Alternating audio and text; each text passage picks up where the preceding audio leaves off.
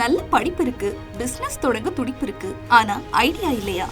ஏற்கனவே இருக்கிற பிசினஸ எக்ஸ்பேண்ட் பண்ண விருப்பமா? சுற்றுச்சூழல் பாதுகாப்பில் பங்கேற்கணுமா? உங்க எல்லாருக்குமே ஒரு சூப்பர் சான்ஸ். ஆகஸ்ட் 8, 9, 10 நடைபெறும் கோவை சுதேசி மேளாவில் கலந்துக்கோங்க. இடம் Kovai Rathnam hall, Pollachi main road, Eachanari, Coimbatore.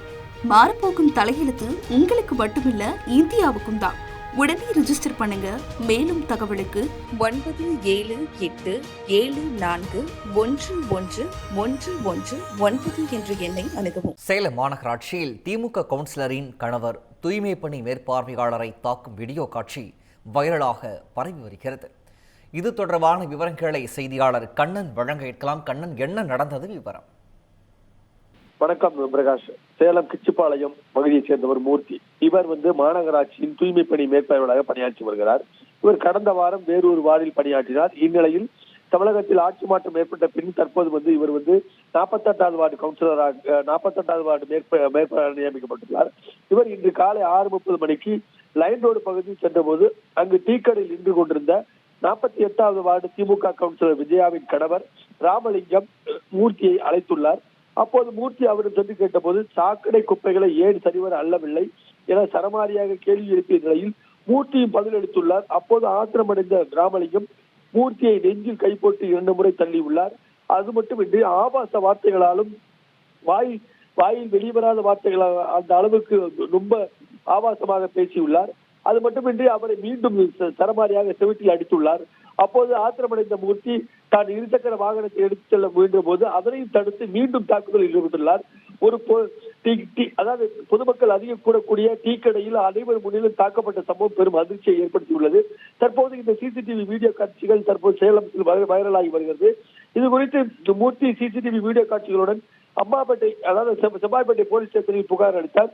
போலீசார் இது குறித்து விசாரணை நடத்துவதாக தெரிவித்துள்ளனர். ஆனால் போலீசார் அவரை தாக்குதலில் ஈடுபட்ட ராமலிங்கத்தை கைது செய்யும் நடவடிக்கையில் ஈடுபடவில்லை. இந்நிலையில் இந்த தாக்குதல் சம்பவம் கண்டிக்கத்தக்கது. எனவே இந்த தாக்குதலில் ஈடுபட்டவர் மீது நடவடிக்கை எடுக்காத பட்சத்தில் நாங்கள் வேலைநிறுத்த போராட்டத்தில் ஈடுபடுவோம் என தூய்மை பணியாளர்கள் மற்றும் அவர்களை கண்காணிக்கும் மேற்பார்வையாளர் தெரிவித்து வருகின்றனர். அது மட்டுமின்றி தமிழகத்தில் ஆட்சி மாற்றம் ஏற்பட்ட நிலையில் சேலம் மாநகராட்சியில் ஆட்சி மாற்றம் ஏற்படுவதற்கு முன்னர் வரை ஒவ்வொரு மாநகராட்சி கவுன்சிலரும் தங்களுக்கு வேண்டிய தூய்மை பணியாளர்களை வைத்துக் கொண்டிருந்தனர். தற்போது அவர்கள் அனைவரும் பணிமாற்றம் செய்யப்பட்டு ஆங்காங்கே மாற்றம் செய்யப்பட்டு அங்கங்கே பணியில் இணைவதால் இது போன்ற சம்பவங்கள் அரங்கேறுவதாகவும் இதற்கு காரணமானது அவர்களுக்கு விருப்பம் இல்லாத தூய்மை பணியாளர்கள் பணியில் அமர்த்தப்படுவதே காரணம் எனவும் ஒவ்வொரு கவுன்சிலும் இதுபோன்று நடந்து கொள்வதாகவும் குற்றச்சாட்டு எழுந்துள்ளது.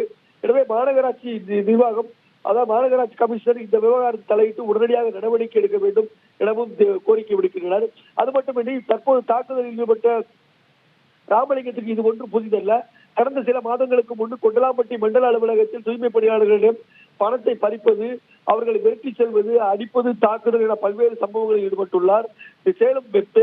சேலம் மாநகராட்சி கூட்ட அரங்குகளுக்குள் அத்துமீறி நுழைந்து பத்திரிகையாளர்களுக்கும் துன்புறுத்தல் நடவடிக்கையில் ஈடுபட்டு வருவது தொடர்கதையாக உள்ளது. எனவே ராமலிங்கத்தின் மீது எந்த புகார் அளித்தாலும் போலீசார் நடவடிக்கை எடுப்பதில்லை என தூய்மை பணியாளர் குற்றச்சாட்டுகின்றனர். எனவே திமுக நிர்வாகியான அவர் மீது கடுமையான நடவடிக்கை எடுக்க வேண்டும் என பொதுமக்கள் மற்றும் தூய்மை பணியாளர்கள், மாநகராட்சி ஊழியர்கள், அதிகாரிகள் கோரிக்கை விடுத்துள்ளனர். பிரகாஷ், விவரங்களை வழங்கியமைக்கு நன்றி கண்ணன்.